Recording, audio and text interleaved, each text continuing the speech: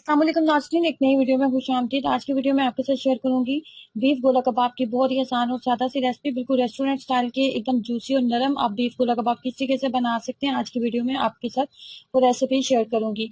तो इसमें सबसे पहले हमें चाहिए आधी प्याली के करीब प्याज। आधी प्याली आपके पास ब्राउन प्याज होने चाहिए, फ्राइड प्याज होने चाहिए आपके पास। और प्याजों को मैंने फ्राई कर लिया था। उसके बाद बीफ का कीमा मैंने इस्तेमाल किया, आधा किलो के करीब हमारे पास बीफ का कीमा है। इसमें कुछ चर्बी भी ऐड किया मैंने, चर्बी वाली जो बोटियां थी उनका भी मैंने कीमा बनाया। कीमा बहुत बारीक और फाइन होना चाहिए। यहाँ पे कुछ मसाले हम इसके अंदर सबसे पहले ऐड करेंगे, जिनको हम पीस लेंगे। जिसमें 2 चाय के चम्मच मैंने डाला था लाल मिर्च पाउडर, 2 चाय के चम्मच लाल मिर्च पाउडर था। 1.5 चाय का चम्मच नमक था, 1.5 चाय का चम्मच नमक। उसके बाद इसके अंदर जाएगा गरम मसाला पाउडर, 2 चाय के चम्मच ही इसके अंदर गरम मसाला पाउडर जाएगा। गरम मसाले की मिकदार ज्यादा डाली जाती है। और उसके बाद आधा चाय का चम्मच जायफल जवित्री, आधा चाय का चम्मच जायफल जवित्री इसके अंदर जाएगा। और उसके बाद जी सब्ज मिर्चों का पेस्ट, 1 खाने का चम्मच सब्ज मिर्चों का पेस्ट। उसके बाद इसके अंदर लहसुन और अदरक का पेस्ट जाएगा, 1 से 1.5 खाने का चम्मच लहसुन और अदरक का पेस्ट जाएगा। उसके बाद थोड़ा सा धनिया और पुदीना भी हम इसके अंदर ऐड करेंगे। तमाम चीज़ों को ऐड करने के बाद चॉपर को चलाएंगे अच्छे से, ताकि तमाम मसाले अच्छे से पिस जाएं। उसके बाद हम इसके अंदर बीफ का कीमा ऐड करेंगे। तमाम मसाले अच्छे से पिस चुके हैं। उसके बाद हम यहाँ पे इसके अंदर बीफ का कीमा ऐड करने वाले हैं। बीफ का कीमा ऐड करने के साथ ही हम इसके अंदर दही ऐड कर देंगे।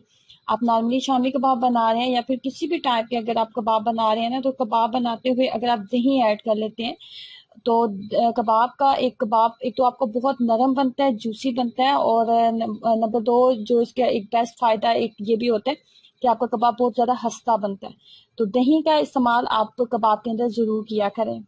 तमाम चीजों को पीसने के बाद फाइनली कुछ इस तरह रेडी हो गया। अब यहाँ पे मैं इसके अंदर एक अंडा ऐड करूंगी।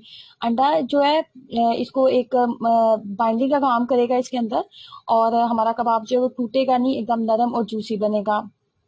अच्छा जी, अंडा ऐड करने के बाद ना मैंने फूली कबाब बिल्कुल भी नहीं बनाए थे। मैंने इसको 1 घंटे के लिए फ्रीजर में रख दिया था। फ्रीजर में रखने की रीजन ये थी कि मैंने सोचा कि ये बीफ है और ये बीफ इतनी जल्दी कुक नहीं होता, तो तमाम मसाले हमने इसके अंदर ऐड कर दिए। एक तो इसको मैरिनेशन के लिए टाइम मिल जाएगा। नंबर 2, आप देख रहे हैं कि जब मैंने अंडा ऐड किया ना, ये थोड़ा सा पतला हो गया था, मेरे कंट्रोल में नहीं हो रहा था। तो मैंने इसको फ्रीजर में रखा ताकि जब मैं इसको बनाऊं तो ये टूटे ना, और ताकि इसकी बाइंडिंग जो है कबाब बनाने में थोड़ा आसान हो जाए। तो अंडा जब आप भी ऐड करें तो इसको मैरिनेशन के लिए और इसको थोड़ा सा नरम जो हो चुका है उसको ठीक करने के लिए आप इसको फ्रीजर में रख सकते हैं।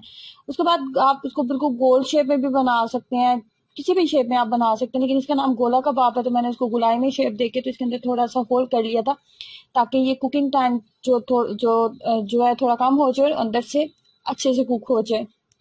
और अगर आप इसको अंदर से होल नहीं करना चाहते तो छोटे छोटे गोला फॉर्म में, गुलाई के फॉर्म में भी आप इनको बना सकते हैं।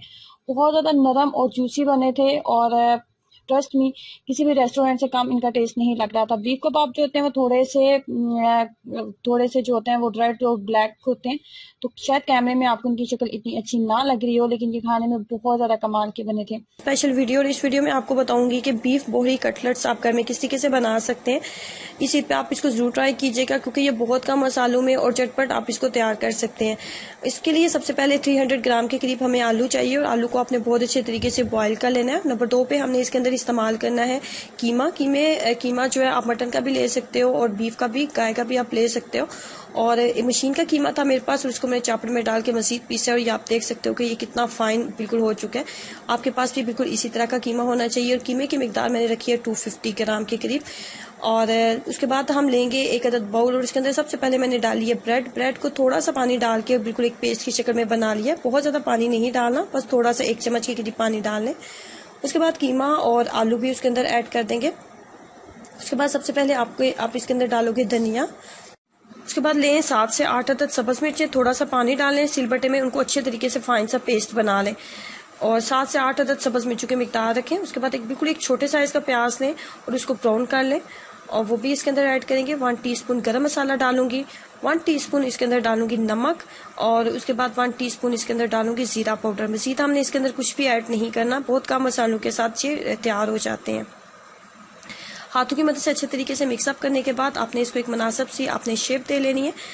मुनासिब सी शेप देने के बाद अब अंडे के साथ आपने इसकी कोटिंग करते जाना है, और सिंपल आपने जैसे हम शामी कबाब वगैरह नॉर्मली बनाते हैं बिल्कुल उसी तरीके से आप इनको फ्राई कर लेंगे। इसमें एक बात का आपने ख्याल रखना है कि जो आपने प्याज लेने हैं वो आपके बहुत अच्छे तरीके से क्रिस्पी होने चाहिए और बहुत ज़्यादा ब्राउन आपने प्याज नहीं लेने। बहुत ज़्यादा ओवर आप ब्राउन कर लोगे प्याज, उसके बाद अगर आप इसके अंदर आप प्याज को ऐड करोगे तो फिर आपका जो कबाब का टेस्ट है वो थोड़ा कड़वा हो जाएगा। इस बात का अपने हाथ से याद रखना है कि जो ब्राउन प्याज आपने इस्तेमाल करना है वो बहुत ज़्यादा डार्क आपने नहीं करना। लाइट सा जैसे ही ब्राउन होने लगे और क्रिस्पी होने लगे तो उस प्याज का आपने इसके अंदर इस्तेमाल करना होता है।